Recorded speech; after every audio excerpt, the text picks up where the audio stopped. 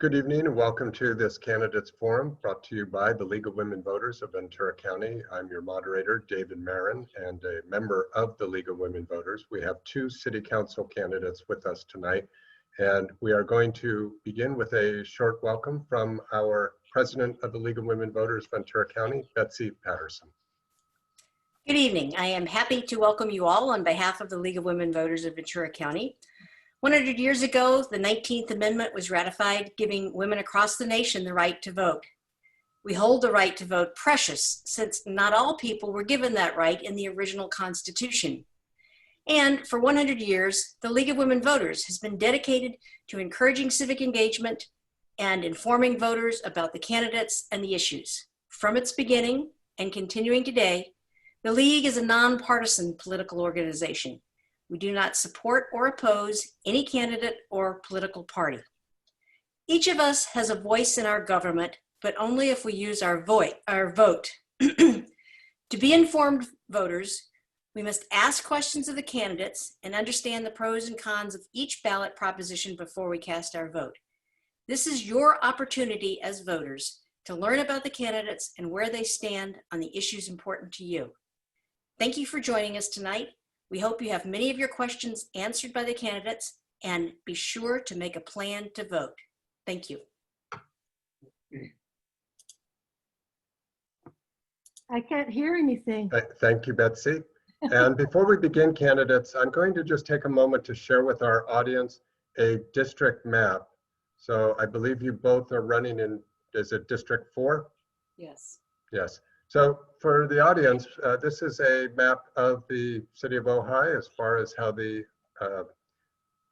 district is laid out. 4 is this gray pattern down here towards the bottom. If you live in this district, you will be voting for one of these two candidates. If you do not live in this district, we still think you should watch and learn about the two candidates, because one of them will be representing you on the city council, even if you do not live in that district. With that, we'll go ahead and get started with our program. We randomly drew numbers earlier. We're going to have opening statements. We'll begin with Souza Francina, if I'm saying that properly, and then Jerry. Thank you. So when you're ready, Souza, 1.5 minutes. Okay, thank you. And thank you to the League of Women Voters for putting us through these presentations every election. I really appreciate it. Most of you probably watching this know me, but for those who don't know me, I've lived in Ojai for over 60 years. I came to Ojai when I was 7 years old.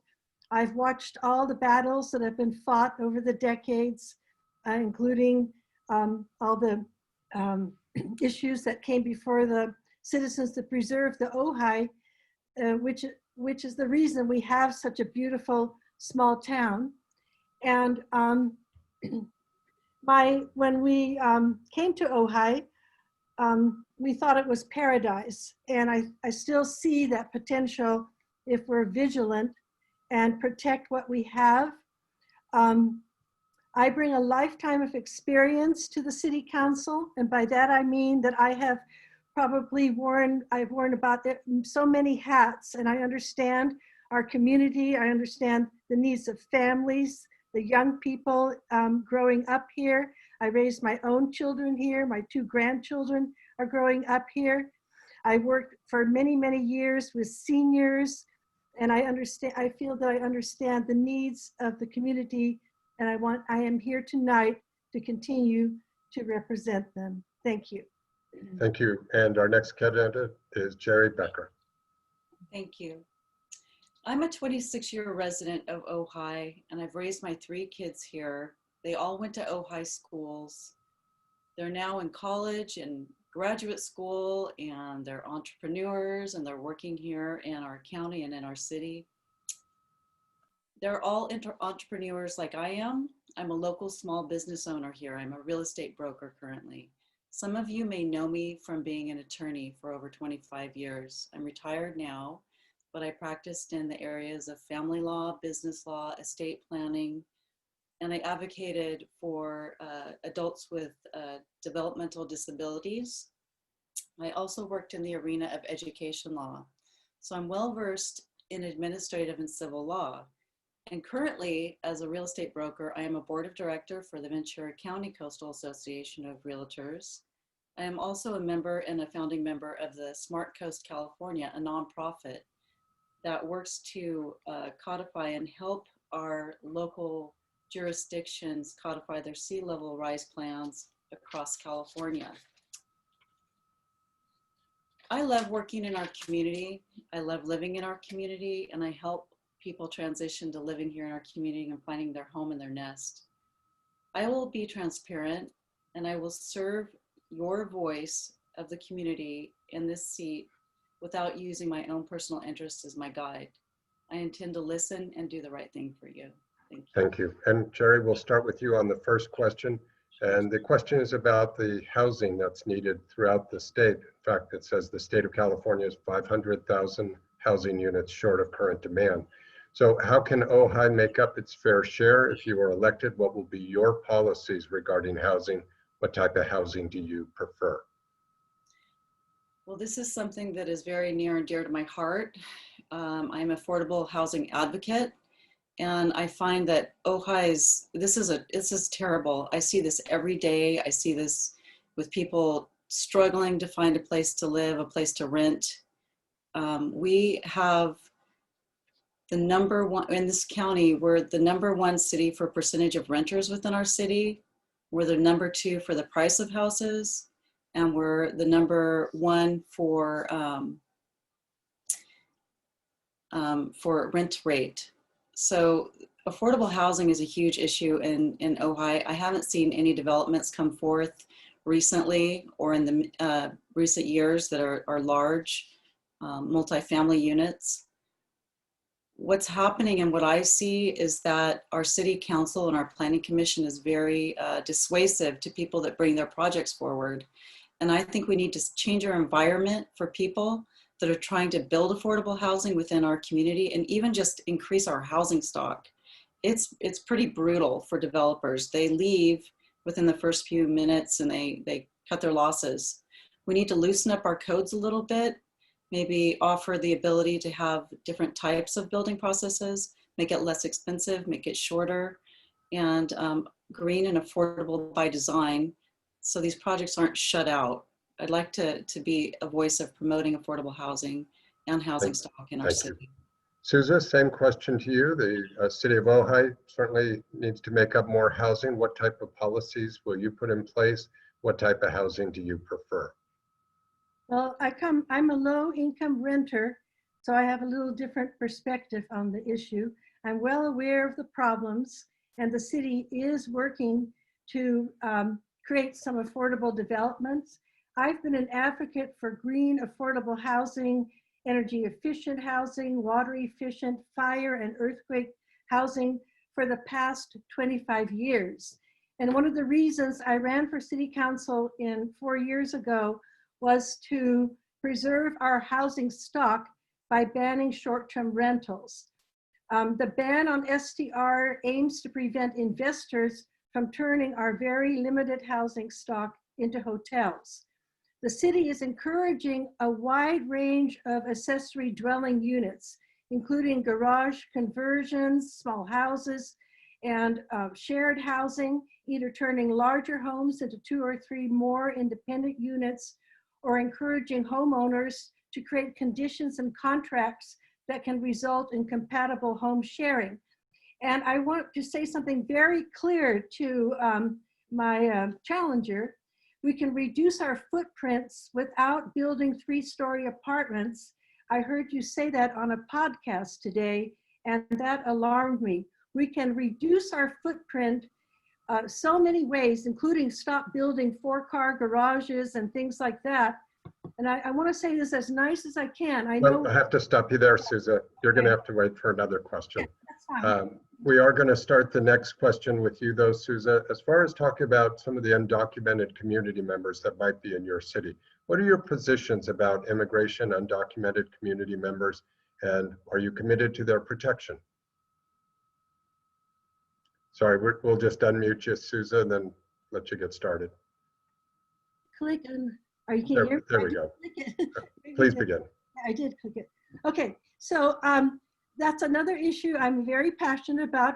We're immigrants. My family is we're immigrants, legal immigrants, But this, the situation with undocumented immigrants, I feel that they need to be protected. I'm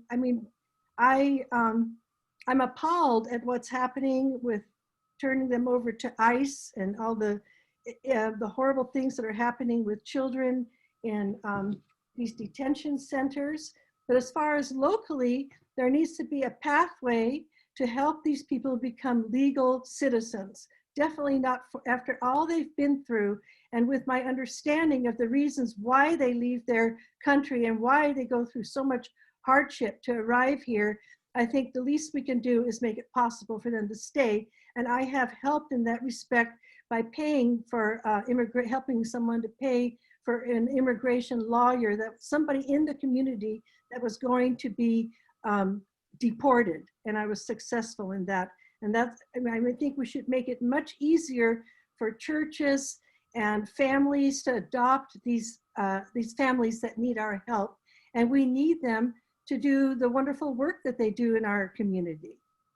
I want to support them in every way possible. I don't know what else to say. Thank you. I have to stop you there. Jerry, same question to you. Tell us about your thoughts and commitment to those who are undocumented within Ojai. Sure. I'm just going to comment rather quickly in regard to what Susa just said, and that is in regard to short-term rentals, and partly that what she was administrating there is brought on by our state. We have new rules coming down from the state that are going to allow us to do that sort of housing, and the ADUs. They had to force local jurisdictions to actually loosen up the rules to allow our citizens to build ADUs freely on their properties. In regard to immigration, I just wrote a letter for a good friend and someone that I actually employ at my house sometimes to do work. We're hoping that he can get his general contractor's license, and he needs to get his, he needs to become legalized. And I've helped so many people in this process over the course of my years here in California and as an attorney, and it's a mess. Our system is a mess. It is unfair to people that are here working, contributing to our economy, contributing to our culture, contributing to our families. And I find it to be, just as my opponent does, I find it appalling. It's very sad. And I do think we need to straighten that out. I think we can support them here locally through different programs. I'm not one to like say that that's really our purview as a city council. I'm going to have to stop you there, Jerry. Oh, sorry. Okay, but we're going to begin the next question for you, and let's just jump into this topic because we have several questions about short-term rentals. So do you, and Jerry, you're up first. Do you agree with a existing short-term rental ban as in place? And what do you think the city's view or policy should be regarding vacation rentals, short-term rentals? Well, again, we're lacking housing supply here. We have our city council and our planning commission have dissuaded people from building housing units. We are behind on our RENA numbers, and we are not inviting this type of building going on in our city. I do think that one of the ways, and it's very known in the community of affordable housing proponents, one of the better ways to do affordable housing for people and raise our housing stock is to actually go 3 stories. Now, I'm not saying that we need to put 3 stories in our downtown corridor, but there are places in our city that we could actually do that. So I do think that short-term rental is intertwined with our lack of housing.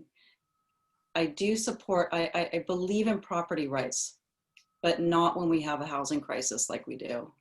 So right now, if we allow those long-term rentals that are on the market to be converted back to short-term rentals, it'll just take all those houses out of our availability for people and families that need affordable housing in town. So I do think we need to allow homestays. We have to balance this out. We need to allow homestays so people can at least make money from like probably their most important asset that they own. I think it's only fair, and especially in this hard times of the economy COVID and people losing their jobs. Thank you, And Jerry. thank you. Stop you there. Susan, same question to you. What are your positions about the existing short-term rental ban that's in place? What are your policies you think the city council should put into place? I think our current policy is exactly what we need in our small town.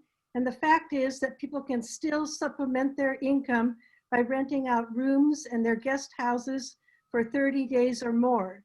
And one of the ways that we can increase our housing stock is to absolutely take advantage of the ADU mandate from the state by dividing we have a large older population that's living alone in huge houses. Their children are grown.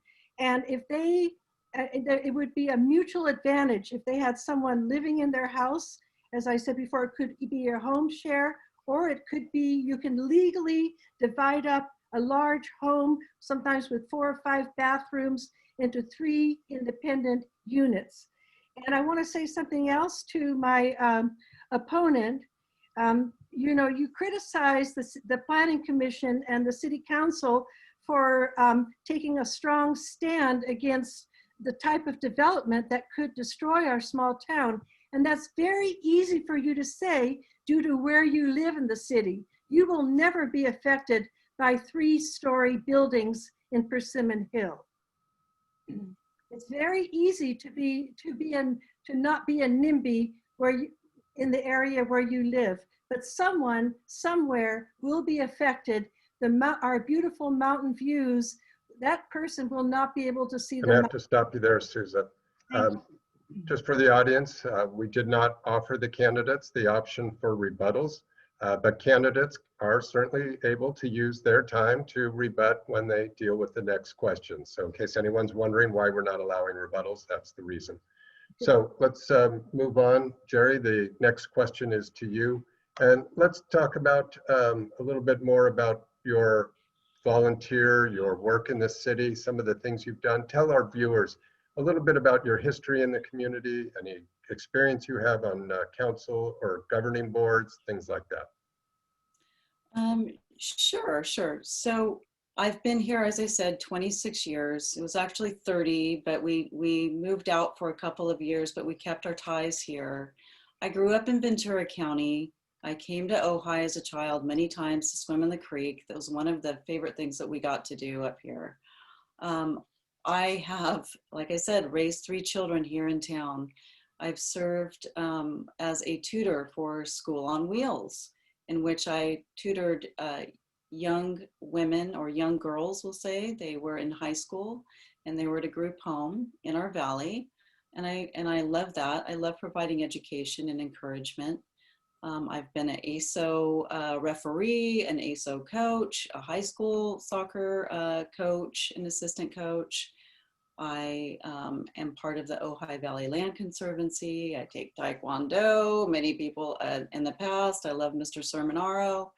I'm very involved here. I am a business owner, and I've been a small business owner involved in our city for years. I know the struggle. I see that.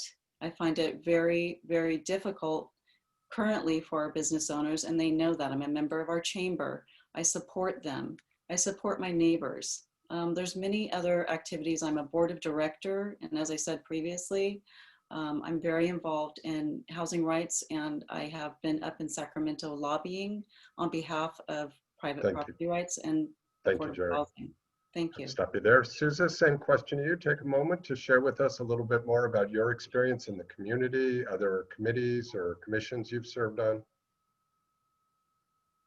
Yes. Well, as a city council member, I'm the liaison to every single commission in the course of a year, including the Art Commission, the Planning Commission, the Building Appeals Board, the Historical Preservation Commission, and the Arts Commission. Like all, when my children were growing up, like all parents, I volunteered in the schools. But before, many years before I was even on the city council, I was a strong advocate for sustainable cities. I worked with the Green Coalition on many of their ordinances. I volunteered time for the chain store ordinance. And I'm probably most well known for my bicycle advocacy. I was a founding member of the Ojai Bicycle Coalition. I've probably volunteered hundreds of hours in the school with various programs to teach children the rules of the road. I lead bike trains to school every year, sometimes twice a year. We're all year long. We're for a week with a police escort. We ride with up to 40 kids, sometimes even 200 kids with the older kids. We take them to school to show that we could be the kind of community where children could ride safely. I volunteer for Earth Day, Ojai Day, hundreds of hours. I advocate for regenerative agriculture. I've worked with pesticide-free Ojai. I'm a longtime animal advocate for wildlife I crops. have to stop you there, Souza. Souza, gonna have to, your time's up. Just But I'm going to begin the next question with you. There were a lot of questions on this topic, and it seems like there's some real difference between the two of you on short-term rentals. So we have another one regarding short-term rentals, and that is, what are your positions about controlling the activities of those who may be using short-term rentals? Those are impacts maybe on tourism, public safety, those types of things. So share with us more about your thoughts on short-term rentals.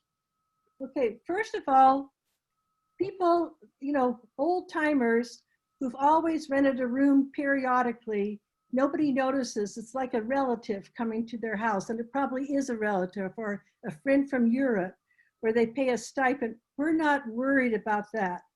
Are you asking, that was a long question. Are you asking how should the city handle when people have parties and weddings and things that disturb the peace and quiet of the neighborhood? Was that the question?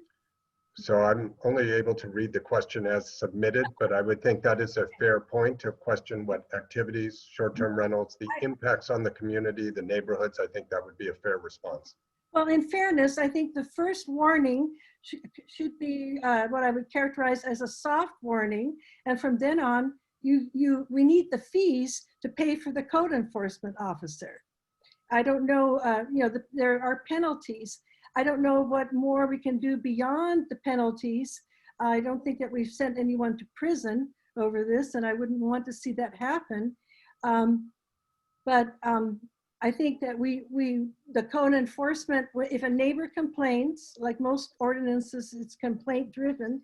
And if someone complains, obviously there's a basis, there's a disturbance in the neighborhood, and it's the code enforcement's job to remove that disturbance by explaining to the homeowner that they're participating in illegal activity.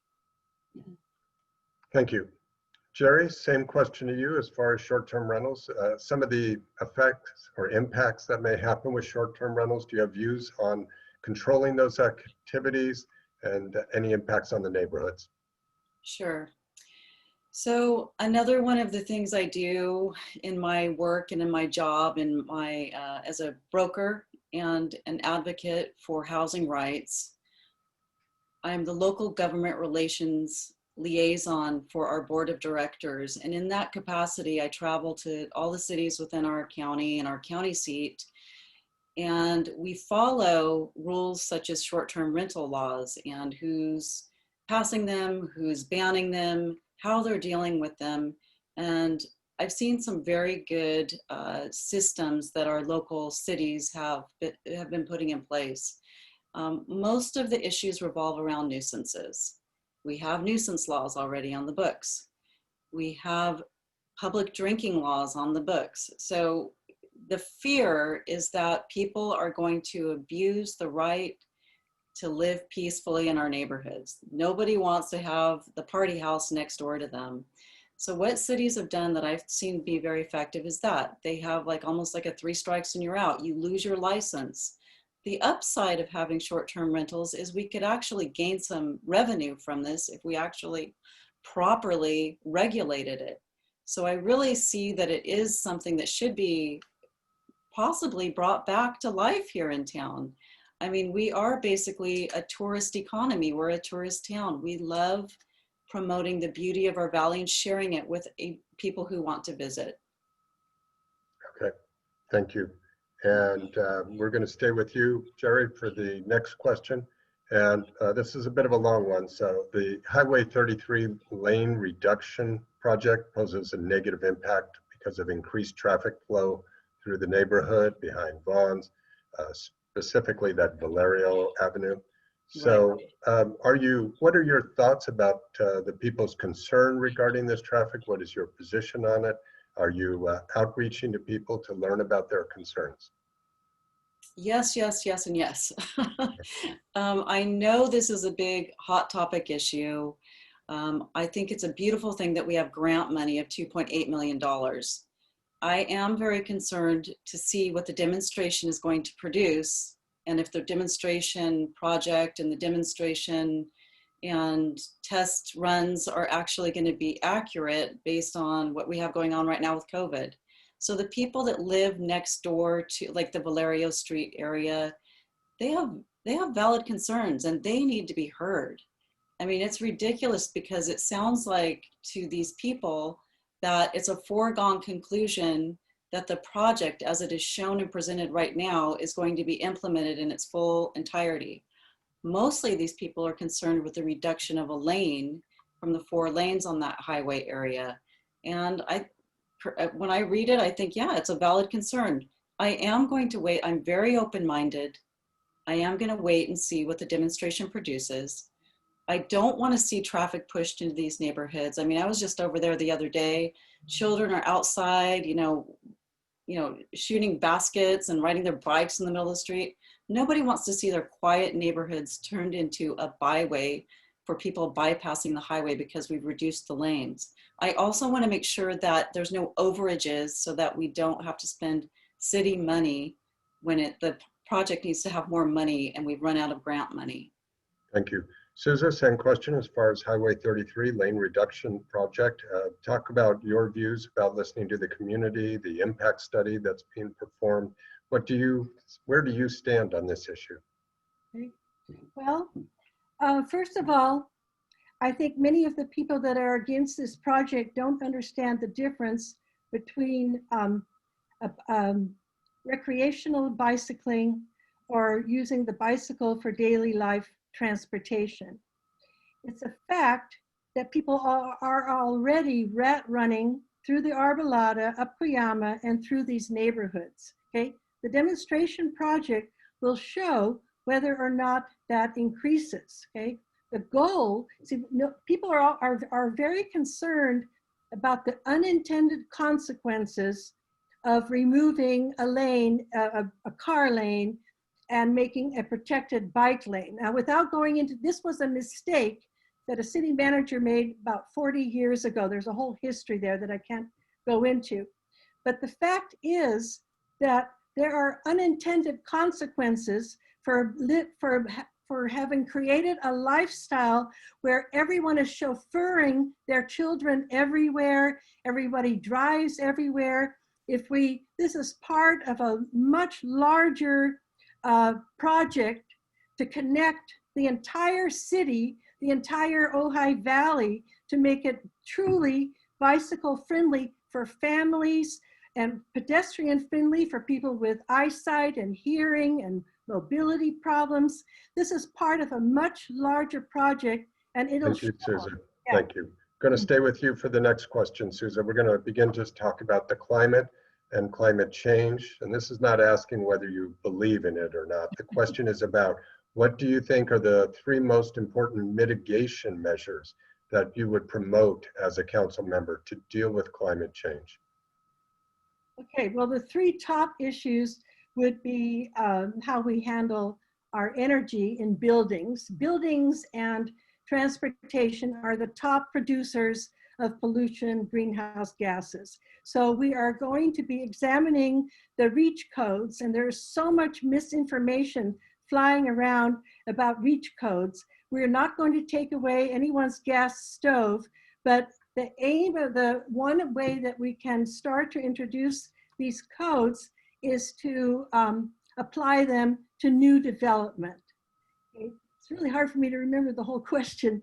So yeah, yes, REACH codes, transportation, and that alternative transportation is getting rid of our car-centric lifestyle, and everything is connected. In order to do that, we have to have local jobs, low housing for everyone, so there's not so much commuter traffic. But the third most important point would be regenerative gardening and regenerative agriculture. Or if we have to transition to a system that gets away from depleting the soil and using pesticides. We need, by enriching the soil, we mitigate all the issues related to climate change, which is the drought and fire.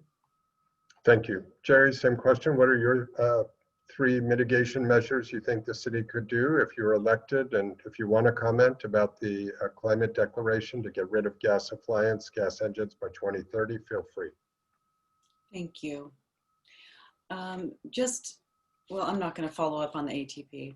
I am fairly in agreement with Susa.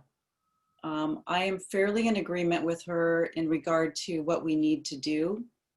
I believe that the Emergency Climate Committee document that they produced and their suggestions to the city saying that we need to be 100% electric by 2030, if, you know, that's almost 10 years, maybe 9 years away.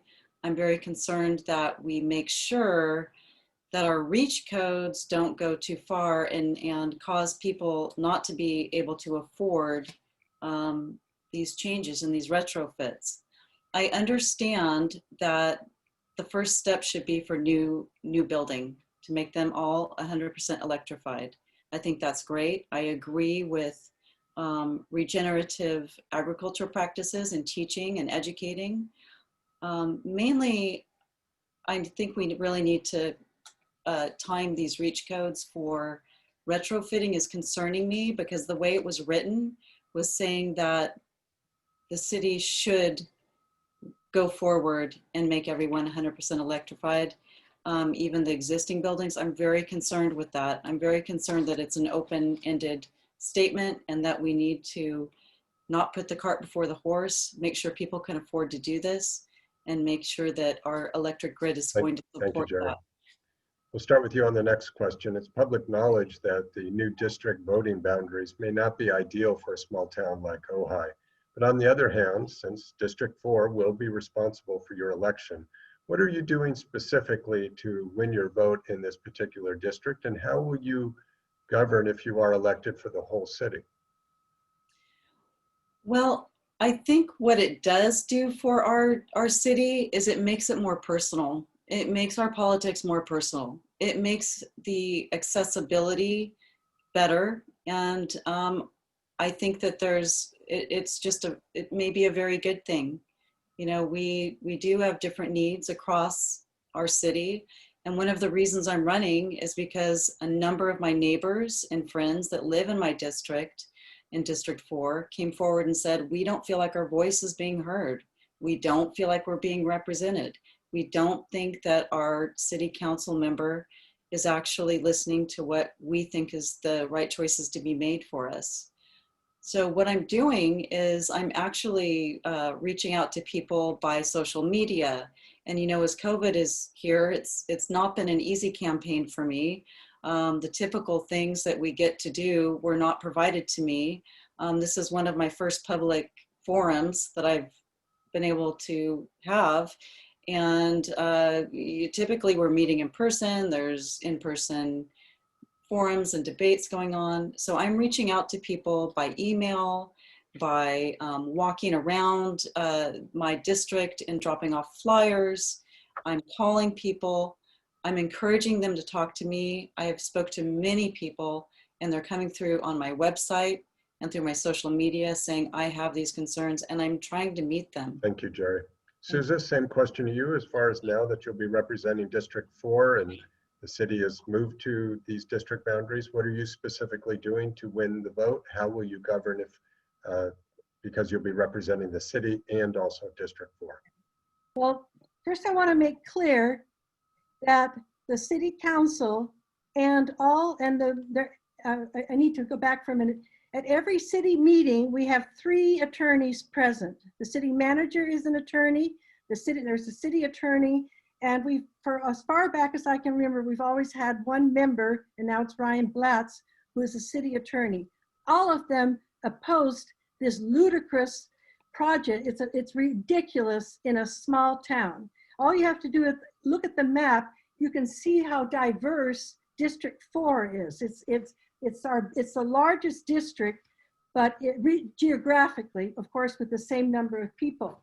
And I want to make a couple of things clear. This was forced on us by the state, for those who don't know, but the district maps do not change with each election. You know, you're stuck with a very small pool of people that you can vote for in your district to represent you. And nothing is, in reality, nothing is going to change. The issues that come up for consideration before the city council are rarely relevant only to a particular district. We continue not only to represent our District 4, but the entire city. Not only that, we are also advocates for issues valley-wide. These are complete artificial boundaries based on the fact that 4 of the 5 councils. I have to stop you, Susan. Sorry about that. But Susan, I'm going to start the next question with you. Let's go back to traffic. And this time, we focused in on a very specific issue last time. But now I want to broaden it to say that traffic is a concern for many in the Valley, especially in relation to fires and emergencies. What specific actions, Susan, do you support regarding traffic in Ojai? And one of the specific questions is regarding Creek Road, if you want to address that. What can you do to alleviate traffic, and your thoughts on Creek Road, please? I have worked very hard with the residents on Creek Road to bring up their concerns about the use of Creek Road as a bypass out of Ojai. I have advocated for them at the county level. I've gone with them. I hope that Jerry Becker, who travels Creek Road, joins this effort, because it's not only a wildlife crossing, it's a region with horse stables. We need traffic calming on Creek Road. Okay, your other question had to do with, you actually asked 2 questions. I'm sorry. I was referring to traffic in the sense of the concerns during emergencies such as fires. All of the issues, if you're talking about concerns due to the lane reduction, during emergencies, all the lanes will again be available. The way the bike lanes will be constructed, they will not hinder emergency vehicles, and the plan as it currently exists has been approved by every agency and board in Ojai that I'm aware of. Okay? It's been the lane reduction was suggested by Caltrans about 10 years ago when I drove all over the valley, and we spent many, many hours observing traffic patterns. They did not feel that the highway merited 4 lanes that did not fit in with the rest of our town, which is 2 lanes. Thank you. Thank you, Susan. Jerry, same question. As far as what are some of the policies you think should be put in place to deal with traffic in Ojai, specifically Creek Road, and what type of policies related to emergency services and being able to exit the valley, et cetera?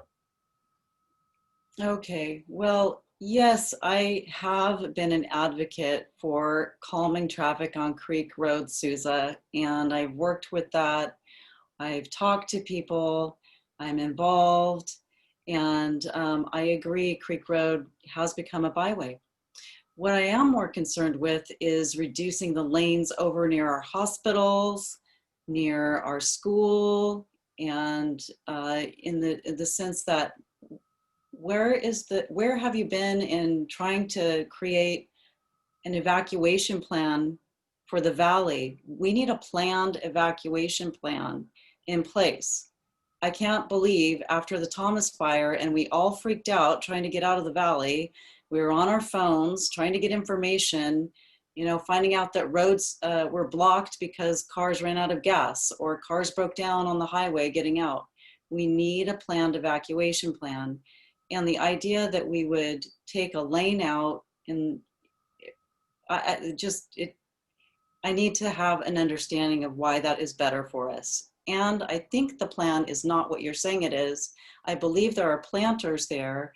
It allowed for parking of emergency vehicles in the second lane and the third lane, but it didn't allow for people to create a 4-lane in the event of an emergency. So we need to do something. The city needs to take action. You know, we're in fire season and we don't even have a planned evacuation Thank plan you, Jerry. phased and gives Gonna us have to stop space you there. exiting. Thank you. Sure, sure. So candidates, we've actually run out of time. We got to most of these questions, but to the audience, I apologize for not being able to get to all of your questions. Hopefully you've learned more about each candidate. We're going to begin with closing statements. Each candidate, you have a minute and a half. Certainly you can address anything you wish that came up tonight. And we're going to reverse the order. So we're going to start with Jerry Becker. Jerry, when you're ready, you have a minute and a half. Okay, well, we in District 4 residents, we have a unique opportunity to help lead Ojai into the future. And chief among our challenges is the need to support efforts to make the entire Ojai region more self-sustaining, both environmentally and economically. This means that we need to closely monitor and prioritize the city budget and projects. We need to enhance our safety plan for wildfires. We don't have an evacuation plan in place. I can't believe we still don't have one. Support our economy and our local businesses. We need to encourage and invite new businesses that include businesses enhancing our vision of a clean, green energy. Perhaps we need to step up our Wi-Fi so people can actually live here and not have to commute and work from home, and possibly entice businesses that could use a better service in our valley. We need to find long-term sustainable solutions to our water issues, building a more energy efficient infrastructure with the goal of someday running our entire town on clean energy, and we need to raise our air quality standards. We must also help our local families and businesses face the challenges that have been brought on by the pandemic. And we really need to do a leadership that will put this and our differences aside and do our hard work of rebuilding it together now. I am committed to bring my training skills and knowledge to this spot, and I hope that you will vote for me. Thank you. Thank you, Jerry. And our next candidate, Susa Francina. And we'll get you unmuted there, Susa. And when you're ready, you'll have a minute and a half. All right, I agree with much of what Jerry stated most recently in her closing statement. But as far as an evacuation plan, it should be pointed out that everyone does not need to converge in front of the high school to evacuate Ojai. Fairview residents can go down Rice. There are many other routes out of Ojai, and no matter how you cut it, you eventually will be on a 2-lane road. That's an indisputable fact, okay? As far, to the best of my knowledge, the plan, the ATP plan will not interfere with emergency vehicles. If there are issues, we have a 6-month demonstration plan to address those issues, okay? All of the problems that, if there are problems, they will come out during the demonstration plan. But I want to tell my message to those that are watching, and especially to District 4 voters, is that you have a special responsibility this election. For the first time, you are the only 1/4 of the population can vote for a candidate that in truth represents the whole city. So please investigate the qualifications and backgrounds of each candidate carefully. And above all, please exercise your sacred right to vote. Thank you. Do you want to? Yeah. Thank you. And we're going to go ahead and show a quick presentation from the league, reminding voters about their options this year. Plan your vote is what we say. You have 3 different options to return your mail-in ballots. You can do it through the mail service, drop it off at a secure ballot box location, or you can return it to one of the voting centers that'll be opening up a few days before the election. That is if you choose to fill out your mail-in ballot. You can always go and vote in a voting center if you wish. Ballots should be in most people's hands by this week. Drop boxes are opening soon. If you do not get a ballot by October 16th, please contact the Elections Division. One of the things we remind you to do at the League of Women Voters is try to make a plan to get that ballot returned into the mail no later than October 20th. That'll ensure that it will be received by the elections department by election night. Now, it's important to know, though, that as long as a ballot is postmarked by November 3rd, it'll still be counted up to 17 days after if it's delayed in the mail. So don't take a chance, get them in early, and also be patient on election night. It may take a week or even longer to get all of the votes counted throughout the county and the state. There are some great resources for voters. There's where'smyballot.sos.ca.gov, where you can enter some information and you can track your ballot as it moves through the mail and to the elections department. Votersedge.org is another great resource showing you all the candidates that are running in your particular area, along with the ballot propositions. To view tonight's forum, you can visit our website, lwvventuracounty.org, and then click on candidate forums.